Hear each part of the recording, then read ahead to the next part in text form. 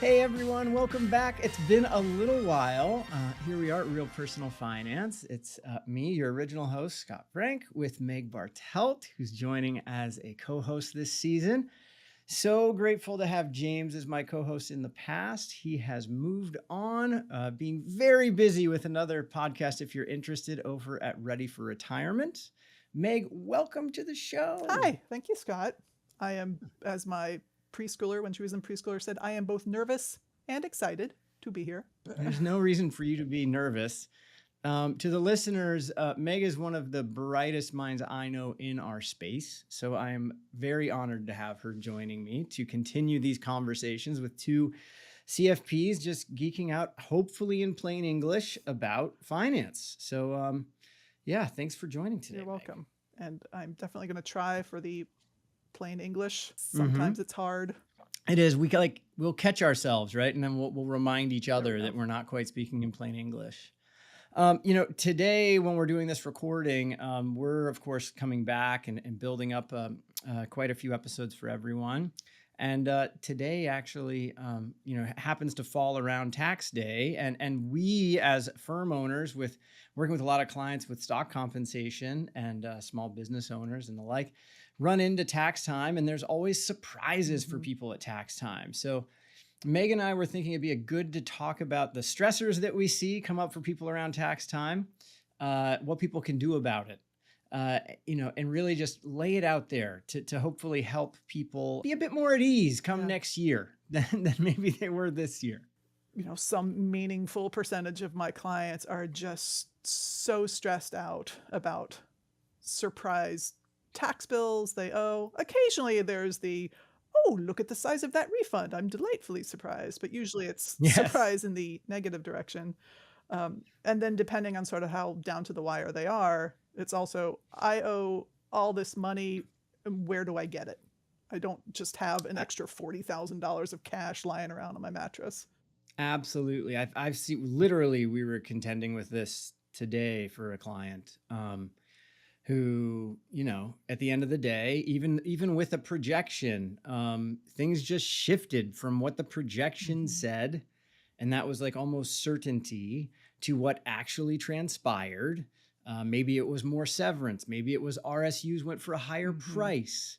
Maybe they got a bigger bonus than what the projection was, and the withholding still wasn't high enough. So now they have some money that they owe. Yes. And I'm impressed that your client got the projection, because I think that is getting a projection at the end of the last year, I think solves a lot of these problems, or at least gives you 3.5 months of lead time to find the solution. It is the rare person, but obviously not. But obviously it does happen sometimes, that you get the projection, you deal with whatever the results of the projection are, you pay whatever the CPA tells you to pay, and then still have the surprise come April 15th. I find most of the time, if you get a projection, do what your CPA or EA tells you to do. April 15th is kind of like a walk in the park. Yeah, I think that's a good point. So we'll I think of it as two main areas. So there's not understanding how much tax we owe. So let's talk about how we can deal with that. And then there's what if you don't have the cash available right now to pay it?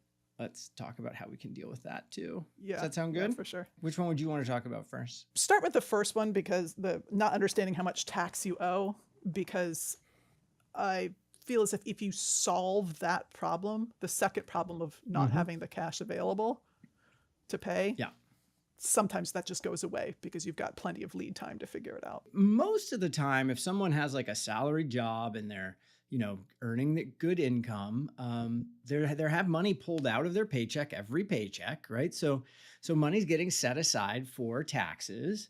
I think it's a good place to let everyone know, because one of the things some people don't understand is that you actually have to pay taxes through the year.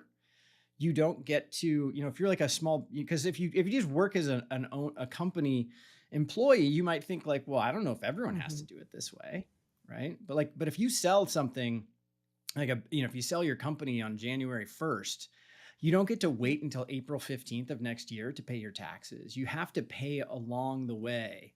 And so whether you're paying through payroll taxes or you're paying what's called estimated taxes, So that's like estimated taxes for the federal government are paid on April 15th, June 15th, September 15th, January. and January Mhm. 15th. And then each state has its own rules. Those are the times you have to make those payments. And so the question always becomes like, am I saving enough? Am I saving enough? Am I giving enough to the government along the way that I don't have a big pile of money owed at the end of the Right. year? It's a pay as you earn system, right? Your just Mhm. normal jobbity job salary, your employer takes care of that for you. It just withdraws your taxes and submits them to the government in every single paycheck. But for any Right. income that doesn't get run through your paycheck, or even some income that does get run through your paycheck, but it's not a salary, Mhm. your company is not withholding, or at least not withholding enough, and submitting it to the government. Right. Which one thing that a lot of people think, but actually isn't true in real life is a lot of people, because people say this all the time, they'll be like, I got my bonus. They took out way more than they take out of my paycheck. It's actually not the case. Like bonus income and restricted stock income are usually withheld at 22%. And normally you're at a higher tax bracket than that for a lot of the clients that we work with. But to your point, like if I have a restricted stock unit or if I have a bonus that pays and they take out 22%, but maybe I'm in the 37% tax bracket. Yep. Well, that means I didn't hold back 15 cents on every dollar that I was supposed to. That could add up to a really big Tax bill. bill really fast. Yep. If you are someone who just gets a salary, the withholding done in each paycheck is probably fine. You shouldn't have a big surprise, typically come April 15th. I know that you brought up one issue of when there's a married couple, sometimes the interaction, even if they both only have salaries, the combination can be a problem. I'll just set that aside for now. But the complication we're mostly talking about is when you have some form of income in addition to salaries. Yeah. And as we just said, that's RSU income, that's bonus income, that's exercising non-qualified stock options. Could be ISOs, could be any of those things. Or if having nothing to do with your employer, because all those are sort of employer related. Yep. If you sell an investment you have at a gain, right? You bought Apple stock in 2010 for, $100. It is now worth $1,000 or however much Apple has grown over the last 14 years. If you bought it at 100, sold it at 1,000, you've now got $900 of capital gains that you owe taxes on, and no one's withholding anything on that. Yes. And if you're not aware of that, April 15th, your CPA is like, hey, you owe money on all those sold Apple shares. And you're like, well, I didn't know that. I spent all that money. Or, I reinvested all those proceeds or what have you. And then there's, of course, like IPOs can be a tricky case too. Yes. Right? Although I think for the most part, when they're approaching an IPO or when they've recently gone through it, people tend to know that they need to talk with a tax advisor at that point. to understand taxes. That doesn't seem to be a reach April 15th, like, oh, I had no idea there was complexity in my tax situation. IPOs create a lot of tax complexity, but people anticipate it, whereas just normal old RSUs, they just peel off and you go, I don't understand why I owe all this money. Yeah, and I think another thing that I've run into with clients who are usually newer clients, because they really don't have maybe a plan around RSUs yet, is they're doing a sell to cover where they're just setting. Basically, that just means you're setting aside your 22% for federal taxes and maybe your state taxes if you have those, and you're just holding the shares. And then they have this tax bill come up, and they're like, "What do I do?" And they don't recognize that. No. Every time that those shares vest, you need to ask yourself the question, do you want to hold these? Or do you want to sell them and do something else with them? And the question is, of the shares that I currently hold, are they all actually mine? Right? Or do some of them actually belong to the government in the form of taxes? One thing I will say that the major tech companies have really improved on, I think just kind of in the last 2 years, is more and more of them are allowing their employees to withhold more than 22%. And that has been a godsend. A lot of our clients who used to have to pay estimated taxes to keep on top of their gigantic RSU tax bill throughout the year don't have to anymore because they are able to withhold enough from all the RSU vests. And you're jumping to one of my original thoughts was like, well, what do you actually do? So like we know that some people they owe more in taxes because it's probably stock comp related, or it's a bonus, or it's something outside. Maybe. And the other thing that you mentioned about selling something, like here in Southern California, like housing prices have escalated so much that if you were to sell a house, even with the $500,000 exclusion, you're going to owe a lot in taxes on that sale. Now that's hopefully a moment where you go look at what am I going to Yeah, owe I on that imagine that is sale? kind of like an Right? IPO. Most people know Yes. you need a tax It's a person. big moment where we need to pay attention. But yeah, that's the crux of it. I think that the question is, what can they do about it? If they do, maybe they did find that they're at a place where they're like, ooh, I owe, and this hurts, and I don't want to deal with this hurt Yes. next year. Yeah. What are the common things that you recommend? I of course have my own, and I bet we're very similar. So if your employer allows you to withhold more than 22% on your RSU income, I would most likely recommend that to you. To my clients, I almost always recommend that. It just eases things completely. So that's the first step. It also helps get rid of, sometimes people are making this psychological decision at the bigger tech companies about, do I hold it? Do I not hold it? What do I do?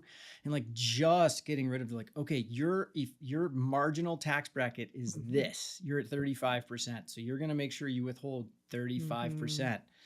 It just removes that pressure, which is so nice. It is actually possible to lose money when you receive RSUs. In the situation where you're only withholding 22%, let's say your tax rate is in fact 35 or 37, and between the time when you do the insufficient 22%, between that time and when you owe, your stock price can plummet. I mean, what was it? Yep. And then you have to sell more to pay a bill, more shares, where otherwise you would have just held it in the past. Yeah, and you'd be better I think a lot off. of people probably felt that pain. What was it, 2022, when so many of the giant tech companies, lost 50, 80% of their stock value. So withholding or selling to cash enough RSUs to fully cover the tax bill, even if you don't sell any more, at least fully cover the tax bill, so there's no possibility of you losing money on RSUs. But my answer to all of these tax-related questions is always work with a tax professional. I usually say CPA as a shorthand. That's not the only type of tax professional there is. You can also work with an enrolled agent, an EA. They're trained to work with individual taxpayers, individual tax situations also. But just having someone whom you can consult with throughout the year, not just, hey, it's February, can you prepare my taxes for last year? But actually engaging in paying for a more holistic relationship with a tax professional so that you can be in communication with them throughout the year, get a tax projection near the end of the year. So before the year is up, you can have your tax professional say, hey, it looks like you're gonna owe about $40,000. Oh, and also it looks like you're not on track to max out your 401k or your HSA, or have you thought of these other optimizations you can do before the end of the year? But that's taxes. I do some back of the napkin calculations for my clients, that sort of 22% versus 35% withholding. But the tax code is so intricate and so interdependent that back of the napkin calculations, I hesitate to see they even get you in the ballpark. They get you like in the same city, maybe. But when you run it through fully fledged tax software, things can be really different. I think you and I are a little bit different in our practice. So like we use a system called Holistiplan that basically is I'd say it gets you 90% of the way there for tax planning, but it's not a CPA. So we work with the CPA and the EAs, to your point, to do tax projections, but we've also done one ad hoc along the way to make sure the client's in the ballpark of understanding where they're going to land. And we're just like, hey, this is where we think you're going to land, but we need to check with the accountant. And to your point, like it's close, but it's not like down to the exact street address. Yes. Right? Like on the map. That's really, really helpful. And I think one scenario that causes people a lot of trouble is when their income changes a lot. from year to Mm-hmm. year. And it can go either direction. If you went through an IPO last year, and so last year's tax bill was ginormous, well, then when your CPA runs your taxes for last year, they're going to generate some suggestions for estimated tax payments this year. Oh, that are gonna freak you Right? It's out. gonna be, what do you Yes. mean I have to pay an extra $100,000 in every quarter? I'm only making $200,000 this year. But that's because estimated tax Yeah. payments are usually based on last year's income. Yeah. So estimated tax payments, which we kind of touched on before. So like if you have your salary, you're kind of taking it out of your paycheck, and then you have all that RSU income, and at the end of the year, the accountant's basically going to look at, okay, well, your salary withholds this amount, but you need to have this, it withholds X, but you need to have Z as the total. So we're going to make Y this estimate. We're going to divide it by 4. And now we're going to have you pay it in over the course of the year. All they do is they look at last year's tax return. And if you're over 150 grand of adjusted gross income, which most of our clients are going to be, you have to pay 110% of last year's AGI. That's how they figure out the number. Adjusted So they gross just go, income, okay, you're going which to is adjusted gross income. Thank you. So we're going to withhold this amount from our salary, and now we have to solve for this estimated payment. Well, to your point, if an IPO happened, it could be, well, you need to send in an extra 150 grand a year. Well, obviously, it doesn't make sense to do that. That's where it does make sense to solve for getting in 90% of the taxes that you owe for the current year versus the previous year. And that's where especially working with an accountant or an enrolled agent can make a ton of sense.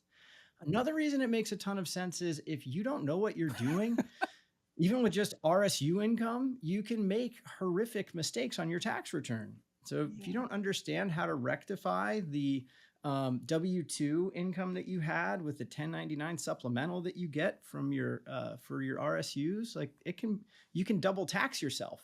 So you want to be really, really careful. That one piece of tax advice we can give is to look at the what's called the cost basis of your RSU shares. When you sell shares that you got from RSUs, if you look at your tax return and you see that you have a $0 cost basis, that's a red flag.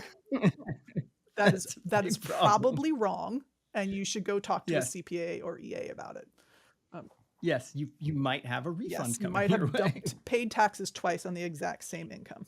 Another stressor that happens, just to touch on it, is you have people who will be like, all right, I don't know what I'm supposed to do today. It's tax time. I'm just going to file an extension, and now I can just breathe. Kind of, sort of.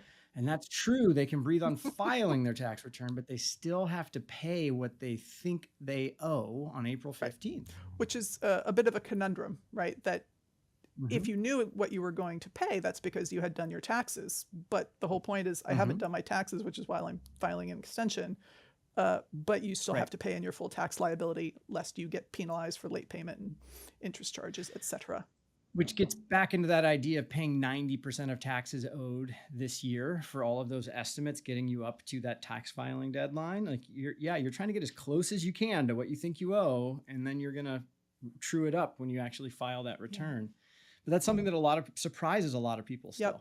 And the only good solution, only sort of reliably good solution I've come up with to that, hey, we can file an extension for the return, but still know more or less how much to pay by April 15th, is getting a tax projection at the end of the previous year. Because you have to basically do an entire tax return, 90% correctly, to figure out how much you owe.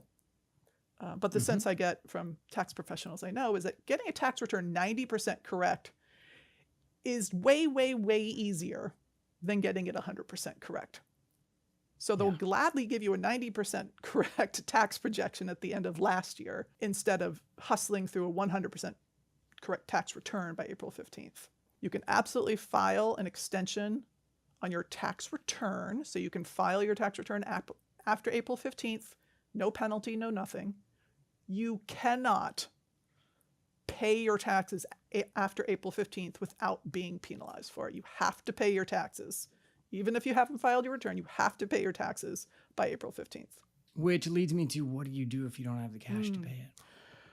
Well, if you arrive at April 15th and you don't have the cash to pay it, I don't have any good solutions. There's pay it as fast as you can and just suck up that you're going to Mm-hmm. get penalized and some Mm-hmm. interest. Yeah, that's basically, so you pay a penalty of 0.5% per month for each month that it's not Or a paid. portion And then I believe thereof. Like, so if yeah, you or a pay on portion that's April not paid. And you pay 16th, you're still paying that 0.5% penalty. for the month. Yeah, for the portion of the month. And then you pay interest on top of that. But I would just, look at your balance sheet overall, hopefully check in with your financial advisor, look at all the things you can do to get that paid and taken care of. And then it probably is going to come back to the concept of looking bigger picture at what were you guys spending money on in the year? Is this sustainable for you guys to spend the way that you've been spending? Because maybe you have taxes owed, and this needs to be rectified from a cash flow perspective as well. You might be able to sell something immediately, of course, to pay for it. That's certainly one thing that you could do. You might have restricted stock that's not sold. Right. Right. So Yeah. I mean, if that could be a if way to do you it. know you have a big tax bill coming up on April 15th and you've got a few business days, then yes, selling an investment can be a reasonable way to do it. Sell company stock that's just been accumulating, or sell a portion of your sort of broadly diversified low cost portfolio. But that takes a few days to actually place the trade, have the trade settle, move the cash to your account, pay the taxes to the federal or state government. So even that, like you have the money, it's just in the wrong form and in the wrong place. Totally. That's still going to take several days. But if you don't, there'll be a little bit of penalties to pay then. That won't be gargantuan. If you were in a really tough bind and maybe you have a really big tax bill that you accidentally sunk into your house or something like that you can't get out of, then you're probably going to have to find a formal payment strategy. And then you're going to have to look at your sources of income to look at how you're going to attack that. Yes. So that can be unpleasant. Actually, I've had one client, I think, only over the years, who ended up having a sort of surprise tax bill because of some ISO exercises at the year end that weren't included in that year end's projection. And so sort of a surprise tax bill of a couple $100,000. And we had, a couple weeks lead time on this, but what we did was we set up a securities-backed loan. They go by several names, but basically taking a loan against your investment portfolio so that you don't have to sell things, pay the capital gains taxes, take your money out of the market. Now, those can be complicated, and there's definitely a lot of nuance to that consideration, but that's another way of coming up with a bunch of money in a pretty short period of time. But I would say that all of this is sort of after the fact scrambling to make up for not having a process that was reliable. So going forward, the emphasis is always how do we create a process that's reliable. And I don't know about you, but for us and our clients, especially, those with the more complicated situations, we're usually almost always doing a tax projection with their accountant or their EA in the late third quarter, early fourth quarter, because that's when you still have time to do things and fix them in that year. Yes. And I think I was thinking about this, sort of the psychology of taxes fascinates me. People, perfectly smart, accomplished people, a lot of them seem to have almost a block against understanding taxes. And admittedly, the entire tax code is bewilderingly complex and long.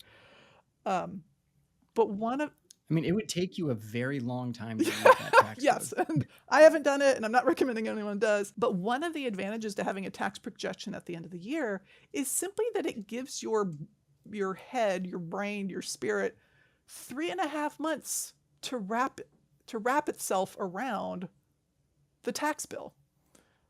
I find that when people get told in December of 2023, hey, you're going to owe an extra $40,000 for this year, that hits way different and way better than April 11th, 2024. Hey, you owe an extra $40,000 for last year, right? Oh, yeah. So just 100%. knowing and the exact same information, but a few months in advance, psychologically and logistically, so much nicer. Yes. So here's to having less stress with your taxes in the new year. Or new year. The next year. Exactly. Anything else? I'll end with my evergreen recommendation of work with a tax professional. Awesome. Well, thanks, Meg. You're welcome.